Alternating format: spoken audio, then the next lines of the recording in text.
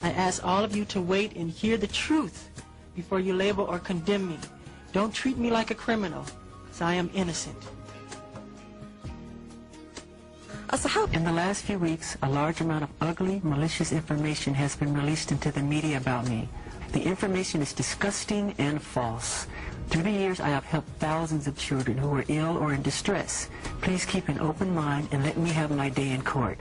I deserve a fair trial like every other American citizen. I will be acquitted and vindicated when the truth is told. Thank you. When Michael and I used to sit down and watch television, and we used to see the children in Africa, flies around their mouth. You remember that? They were just dying. And he sat there with tears streaming down his face.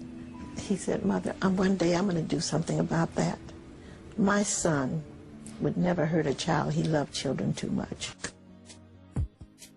Michael had to endure painful and hurtful allegations, and he had to undergo a 14-week trial during 2005 to prove to the world his innocence. And every time he came to the court, you were there by his side. Tell us about that time. How hard was it for Michael? Well, it was very tough.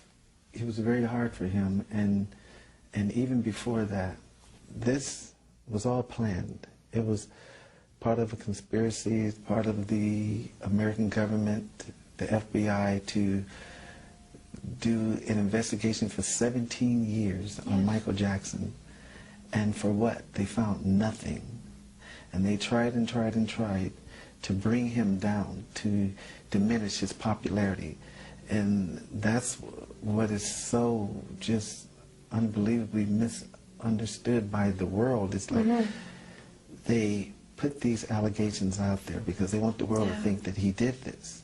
I know my brother. Yes. We know each other. My mother raised us to have God in our lives from the very beginning. Michael never would do such thing, but this was a way to put the world's focus on this while they're trying to steal his publishing, his catalog. He was so powerful in success. I just wish he would have embraced Islam, and I tried very, very hard because I think that would have been his protection. I was fortunate enough to have met someone named Ali Gamber back in '84, and then we made a journey in '89 to Bahrain and to Mecca, and that was my support and my guidance. So was Michael Muslim the time he died? He was studying a lot. His whole protection and his security were all Muslims, and he was ready to make that journey. And I felt that because my first trip, I brought him so many books, and he reads everything. But getting back to the whole trial, this was all a conspiracy, and they finally said, "We got him." So the government in the U.S. was behind that conspiracy? I feel that the investigations, to investigate someone for 17 years, you don't have anything on them, and you leave the investigations open. They have ways of doing things. That's why this system is what it is. And that's what disturbs me, because now they just release all these FBI files, and they say they found nothing. Yes, right. I read the report. It's there on the internet, and they have nothing against Michael. They have nothing against him from the very beginning. But you know how this would have made him feel while he was alive, to show? But the reason why they didn't release these, because it would have helped him in many different ways. Mentally, his image, his whole demeanor to people who wanted to believe these ugly things. So they knew what they were doing. So now they release him while he's dead, because they want him out of the way. And so I'm speaking like this because I'm very disturbed. I'm very disturbed in the system. I'm very disturbed in the way things were handled, because he became so successful. His kindness became a threat. Why? He wasn't interested Why in he was a threat? Because that's the way it is in this world. He's not interested in politics. He's not interested in anything but helping people. That's it.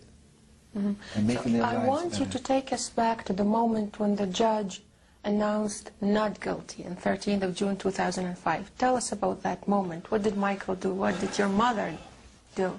Well, what had happened was, when we went to the courthouse, for the final, well, let's start over.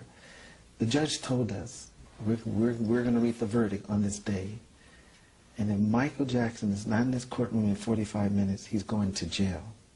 It's told to us just for like 20 years. He's going to jail regardless. That's what they told us. So, in other words, if we're late and he's not here, he's going to jail.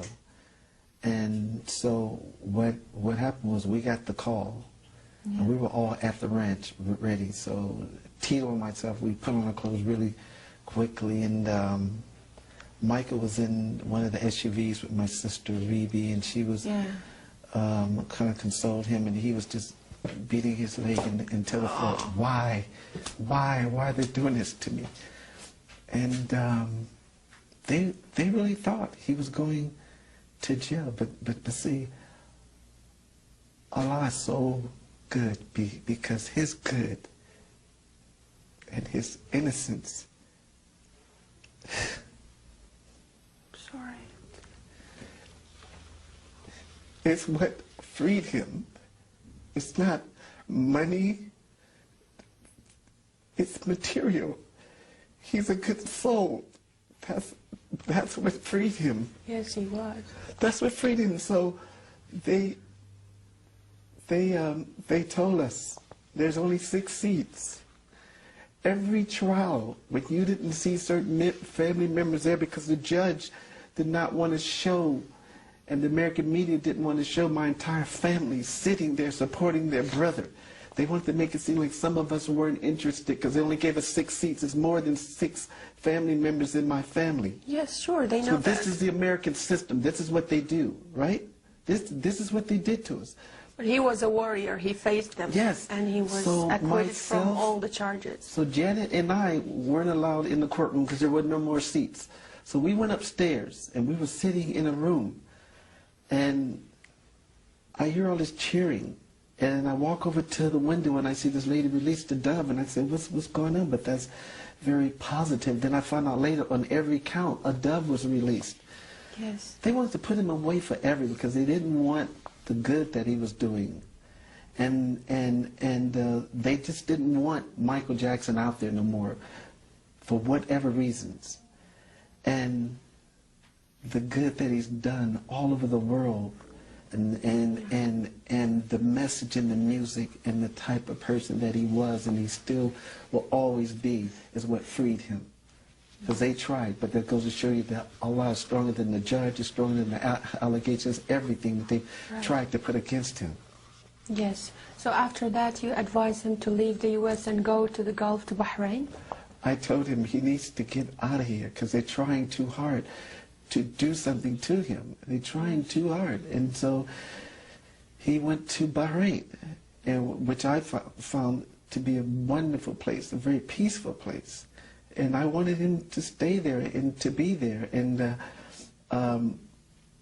he came back to the States, and I guess he was getting ready for these shows, for the O2 shows. And I was very excited because he was getting ready to do what he loved to do, is entertain and create. And it's just that he was so excited to sell out 50 shows and to be ready to get back on the stage and to really give people what he's put on this earth to do, is entertain and make people happy. And all of a sudden, the last night, when they were saying goodbye and some of his last words, I mean, you saw it. And he's concerned about when he held the hands of others. He's concerned about the planet, concerned about before the Al Gores, before just the Oprah Winfreys, the Obamas. It was Michael Jackson that people looked up to because of his message and his music and what he was put on this earth to do.